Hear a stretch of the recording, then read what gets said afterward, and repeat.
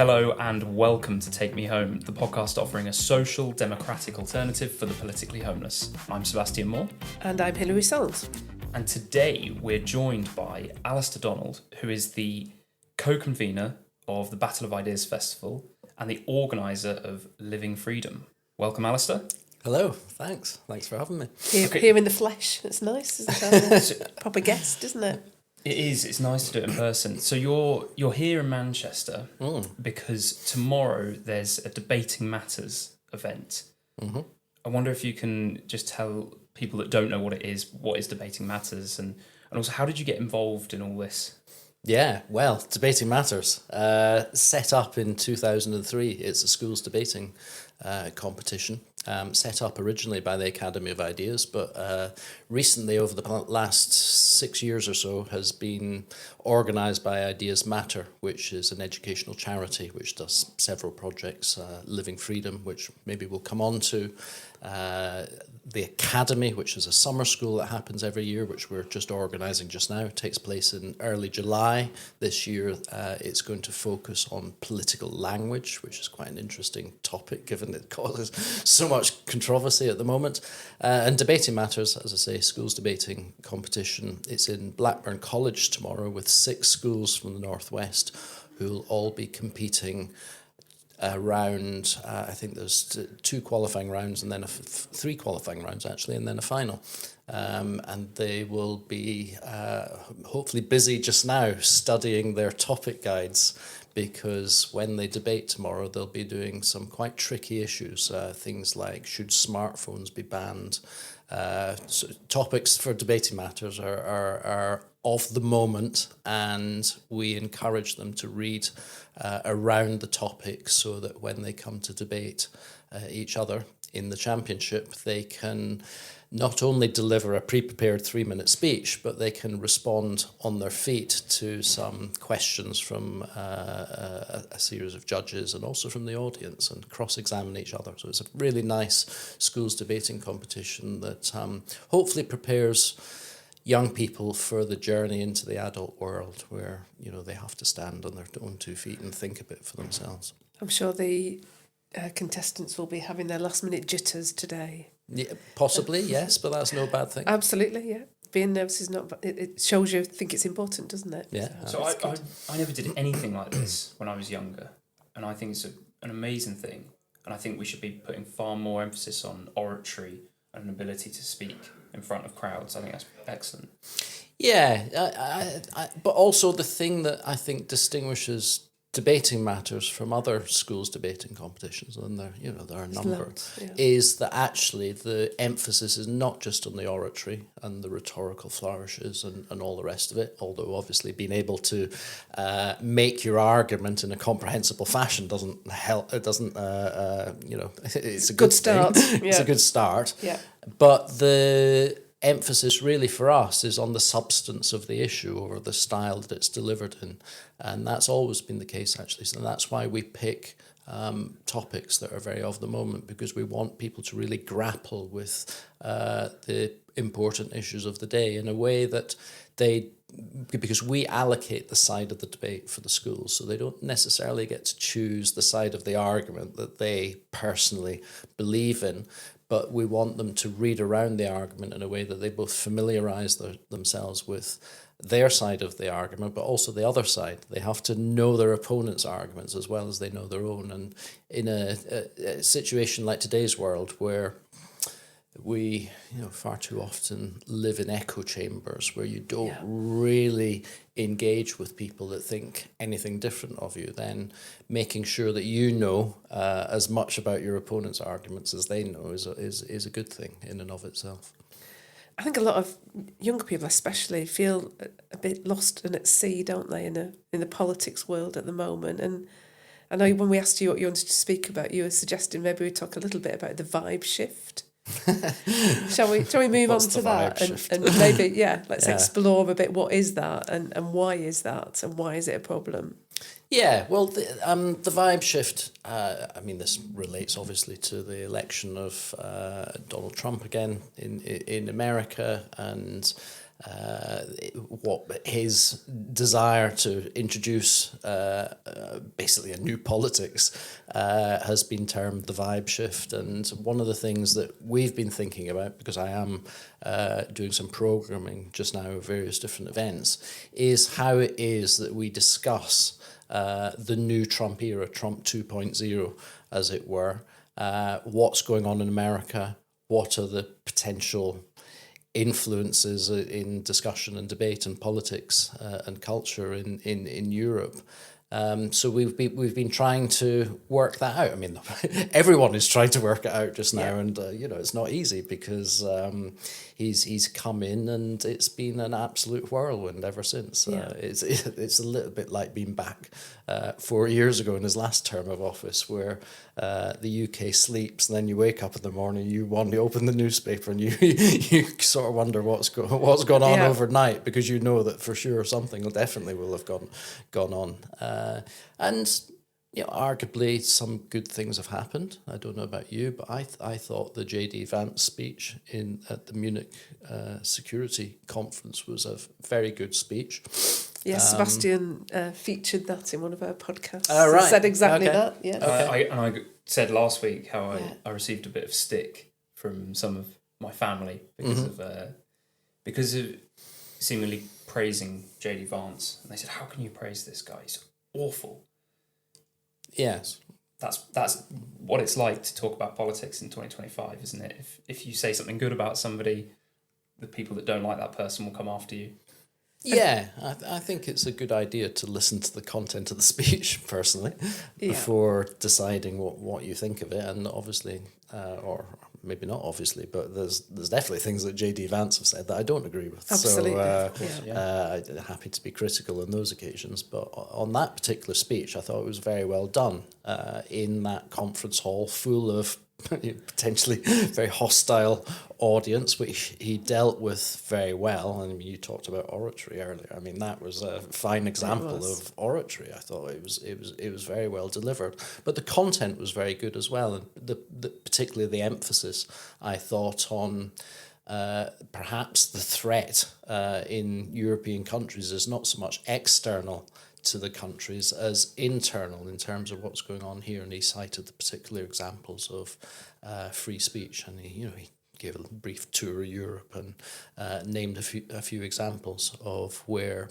we weren't standing up for free speech. So I thought that was impressive, and there's other things that Trump's new regime have come in and done. That I thought the executive order to stop trans men taking part in women's sport. Trans women. I always mix it up. I know. Everyone's confused. Yes, so it was a good move. Yeah. There's been other things that he's done which again have I suppose emphasised free speech. The seeming attempt to dismantle some of the DEI industry. I think has been to some very positive, at least in the sentiment and in what it's trying to do. I worry a little bit that lots of this has been done by executive order. Congress seems to have gone completely missing in this term, and he's got a majority in Congress, so obviously it would seem not confident enough in what he wants to do to draw in the elected body and bring them along with his decision making, which I don't think is a good for democracy. So there are cautions, and then there's been situations in America again where you think, well, you've just if it's Vance, you've just given this great speech on free speech, and yet some of what you seem to be doing in America is falling short of the standards that he seemed to set himself. And I'm thinking of things now like the decision. Well, it's not a decision yet, but he's pushing along the way to deporting some of the pro-Palestine students and protesters, which it's done on the basis of visa statuses and citizenship, and there's this discussion as to whether Mohammed Khalis, who's probably the one that's really been most in the news, whether he's here legitimately and did he fill in his documents correctly, and then also has he, in terms of his actions over the last year or so since October the 7th, has he contravened the obligations that his status puts on him?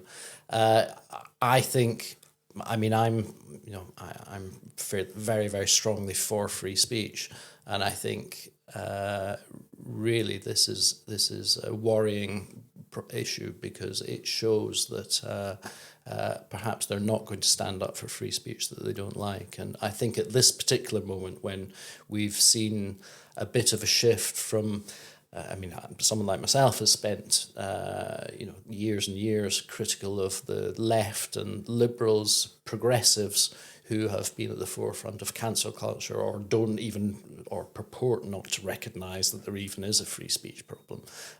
So I've been very critical of that side, but it seems worryingly like there's a danger that people on the right are starting to copy some of the bad habits of their opponents. And at this point it does feel particularly important to take a very principled stand on free speech and say, well, the first speech that you really need to defend is the speech of those that you disagree with. So how do we navigate our way in a world where, because we used to have like goodies over here and baddies over there, and you kind of knew what the goodies thought and you kind of knew what the baddies thought, and now Vance can open his mouth and he can say something fantastic, or he can say something awful. And how do we kind of find our way and, find our kind of a North Star to know where we're going in that kind of a world?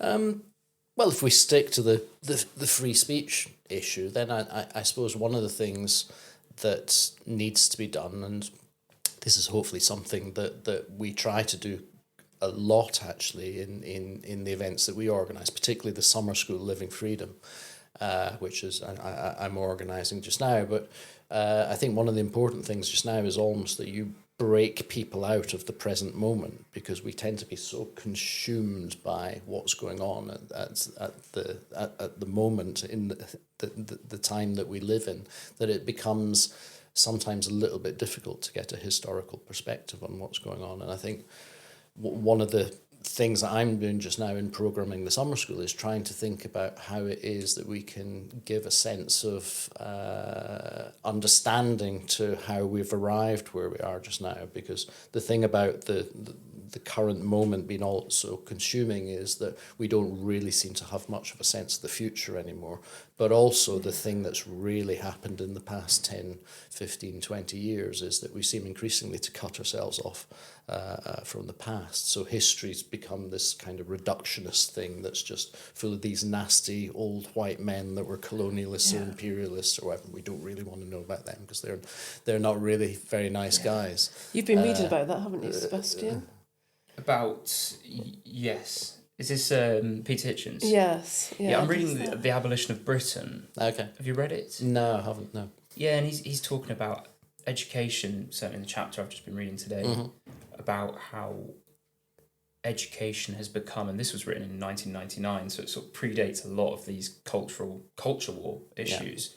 But probably he was talking about the onset of them. And he specifically, within education, he's talking about how there is a child-centred focus on education where it's discovery-led. So you say to the children, you discover the information.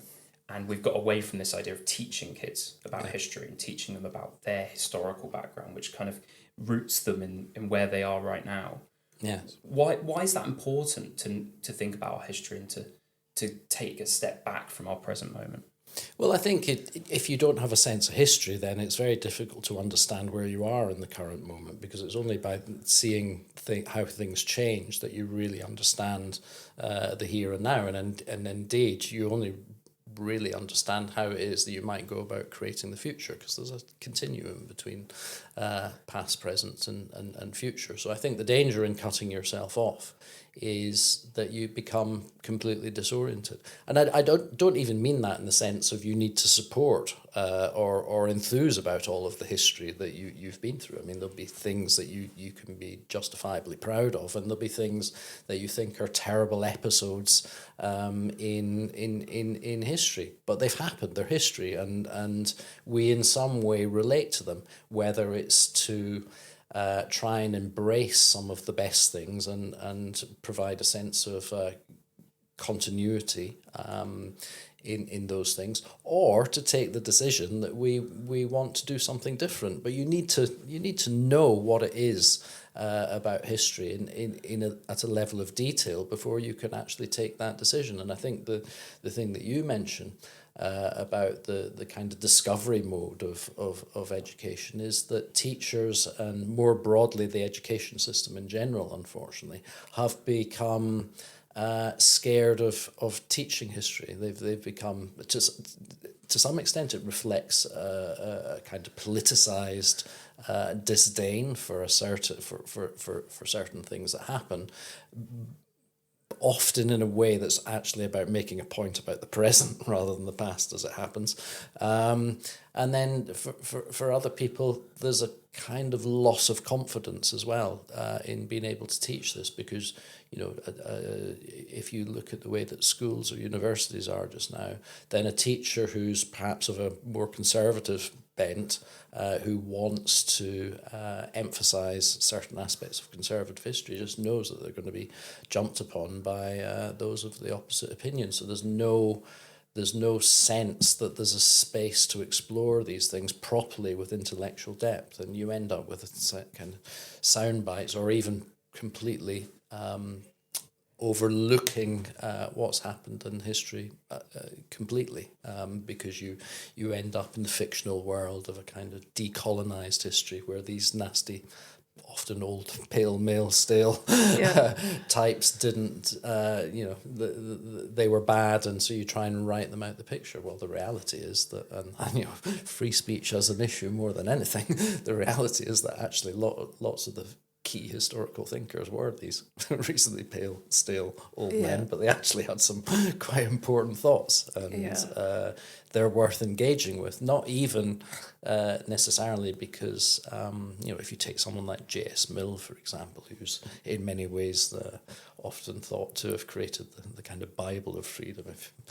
I don't not particularly into Bibles myself in that sense, but one of the mainstay texts of how we think about freedom and free speech today.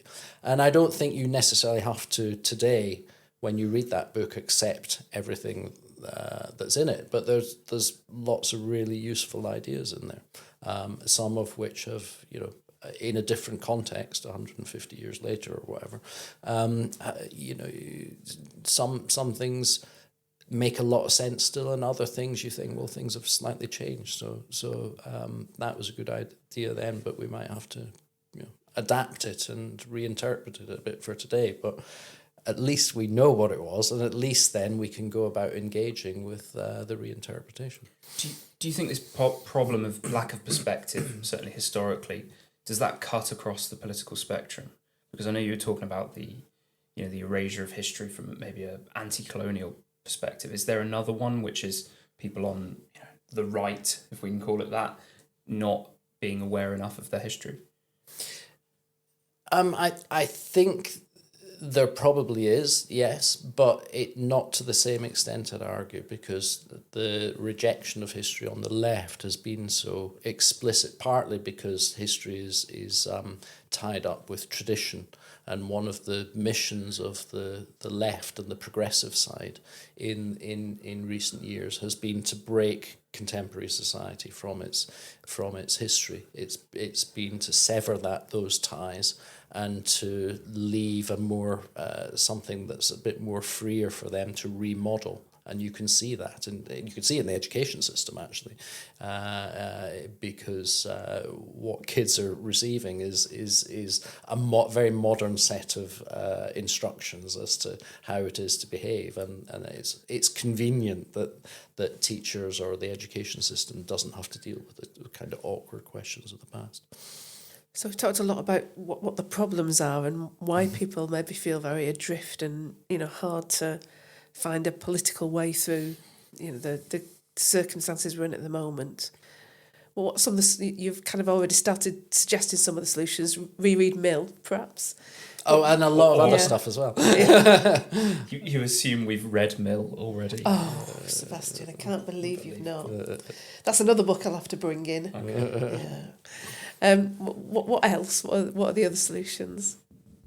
Well, I think discuss and debate things is one of the main things, and genuinely discuss and debate things, not just in a sort of flippant sense of going through the motions, but actually be prepared to question everything, and particularly actually the ideas that you might be a bit more sympathetic to. I mean, that's when I was talking earlier about the problem of the more MAGA style seeming restrictions. I mean, in some senses, I'm instinctively sympathetic to the people that have pushed back against the progressive side in recent years. But that's no reason to throw out your critical faculties and not be as absolutely as critical of what's going on just now, because that would be really disarming of us. And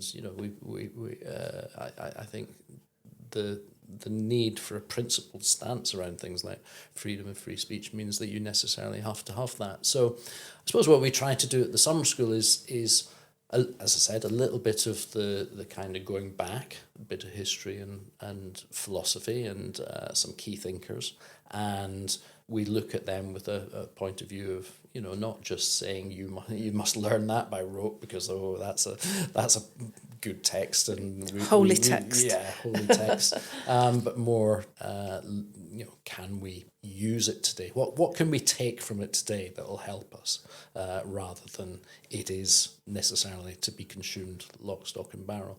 And then secondly, we're very interested in trying to grapple with some of the contemporary dilemmas around freedom and free speech. And there is a modern set of problems. I mean, one of the issues that I'm programming into the summer school just now is around escaping the straitjacket of well-being and mental health, which is a very important. I mean, I think perhaps the most important issue in terms of young people and how they're making their way in the world. I mean, even if you look at something like, have you seen the news this week about the decision by the Office for Students to give a reasonably substantial fine to the University of Sussex, which has treated someone like Kathleen Stock dreadfully, in my opinion. What was the fine for? So the fine was for them not implementing policies around free speach properly. It's complicated, actually, it is when you start to look at the decision. It does actually relate back to a period of 2018-19 and what was going on then. But they found that through the imposition of, I suppose, early types of DEI policies, that the university did not operate in a way where students were really free to think and express what it is that they thought. So they've been fined substantially. But the interesting part of this week has been, in addition to the fine itself and someone taking a stance against universities that don't live up to those sort of academic freedom expectations, free speech expectations, but the response from the now Vice Chancellor has been incredible as well, because she's obviously furious at the fine and is basically going to challenge the decision. and accuses the Office for Students and I suppose ultimately the government of wanting a free speech absolutism within universities. On the base, and her problem with it is that she thinks that young people are not robust enough, resilient enough to withstand certain types of lawful speech. And this is such a common thing just now. This is the legitimating factor for so many of the restrictions on free speech, is this idea that people are not robust enough to be able to handle arguments. They can't deal with words that might sting a little.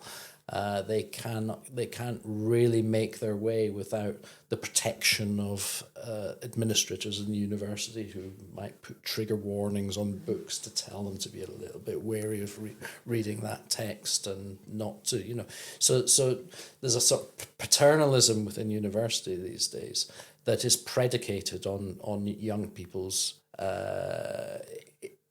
inability to make their own way, to be independent, young, critical thinkers, and how you get out of that is a really tricky issue. And you've mentioned the summer school a few times. Do you want to tell us a little bit about that, the kind of practicalities of it? So when is it, where is it, what is it? Yes, well, this is Living Freedom Summer School. It takes place in central London, 26th to the 28th of June. It's open to anybody aged 18 to 30, so students or young people who are working or whatever it is that they're doing. It's open to people of 18 to 30. It requires a short application to us, and then there's a selection panel, and there'll be around about 60 to 70 people there for 3 days. And we'll be running around about 15 different sessions where there'll be lectures, there'll be seminars, there'll be workshops on all topics related to freedom and free speech. And it's both intellectually, it's challenging, it's quite an intense experience. Everybody's there quite excited, ready to discuss and debate things, and we generally have a very nice mixture of people who are not actually all from the same political perspective. Their backgrounds are often very, very different. Some have been to university, others haven't. Their politics are developing, often evolving. So it's an intellectual boot camp really for Superb. young people interested in freedom. So anybody from listening to the podcast, that would be. And we have some special news, don't we, Sebastian? Yeah, so firstly we'll put a link to Living Freedom in the show notes, so if anybody wants to, they can go and click on that and apply. And also, there's a very special offer, an opportunity to Take Me Home listeners. We have funded 2 free places to Living Freedom. So if you want to apply for those, just mention in the application that you're a listener to Take Me Home. And Alastair and his team will pick out 2 winners from the Take Me Home listeners, and you will be able to get a free place and attend free and gratis. So you have something to bring to Culture Club this week. I do, a rarity. Can we call this culture? I think so. I went to the football on Friday night. So I'm a Coventry City fan. Wow. Yeah. Okay. And my father is responsible for that. Mm-hmm. Having to support, as fathers often are, yeah, is married. having to support a team that hasn't always done so well. I think when I first started supporting Coventry, they just got relegated from the Premier League, and it just kind of went downhill from there. But they've started to do a lot better recently under Frank Lampard as manager.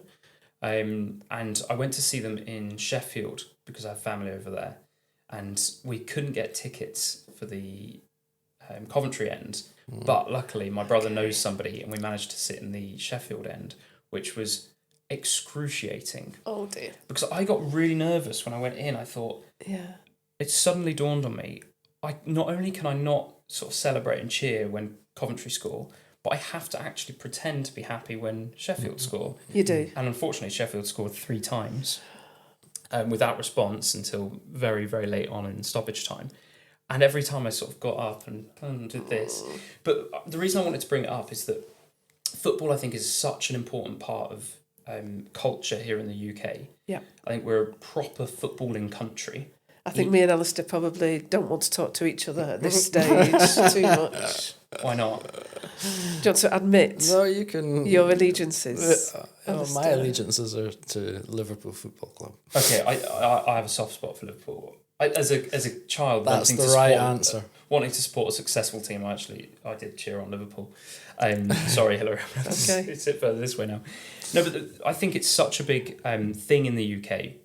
And one thing that was really, really uplifting is that this match I went to see on Friday, it's the first match I've been to this season. And I was struck by how many women there were in the stadium, in the stands. A woman's place is at the match. Very good. And how many children there were, and how friendly the atmosphere was. Because it's something that when I was, I'm not that old, but when I was a kid, it was still fairly antagonistic, the atmosphere, and it didn't feel particularly safe. And I remember my dad saying to me many times that he was nervous when he'd take us to the game.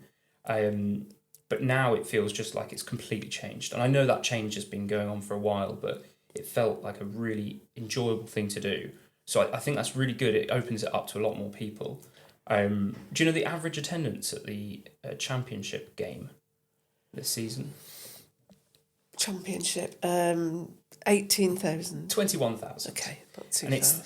it's the highest average attendance for any league that's not the first division in a country.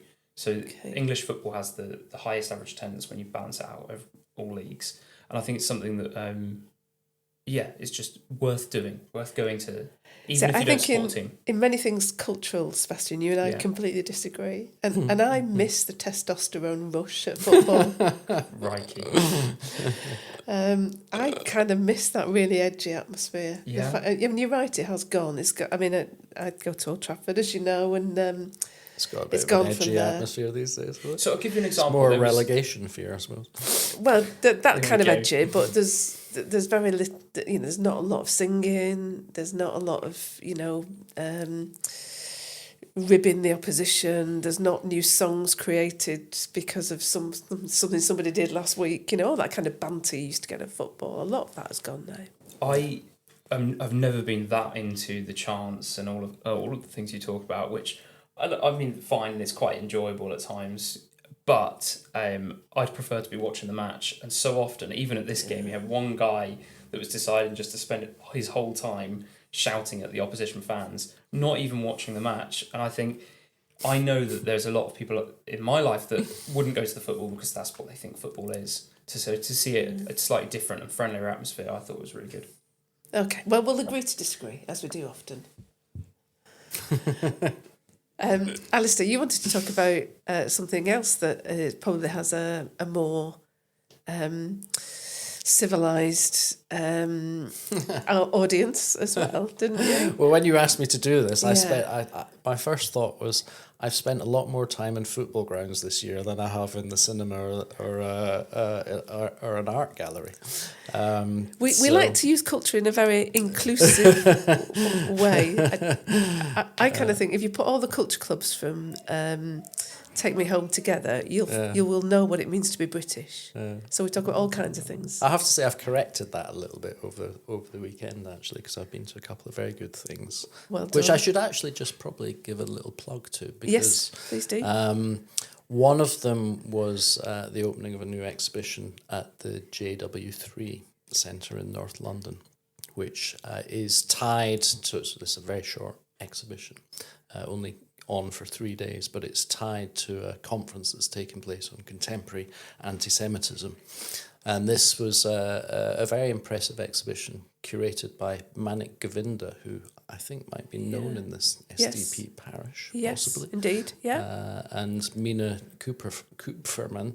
And they just put together this reasonably short notice, very, very impressive exhibition, which I suppose people won't be able to see now, but is impressive enough that it shouldn't go into storage for long, and hopefully it gets another airing, because it was very good. And then I also went to the National Gallery to see an exhibition on Siena, a painting from 1300 to 1350, which is on for the next few months, and I would recommend anybody and everybody goes and sees that, because it was really fantastic exhibition. Siena often sort of lives in the shadow of Florence a little bit, so the art of this period was actually very, very important, and these painters were particularly important in the development of painting, and they're beautiful paintings, quite religious themes, but actually it's the human elements of them that are particularly interesting, and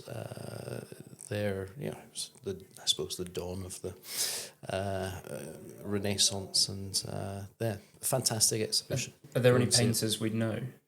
Probably they actually weren't star names, but the work that it's the work that was brilliant, and it's there's things like Siena was on the Silk Road, so there's the early appearing of textiles, very, very intricate textiles, which are then the patterns are incorporated into the paintings. It was so impressive. Wow. Great.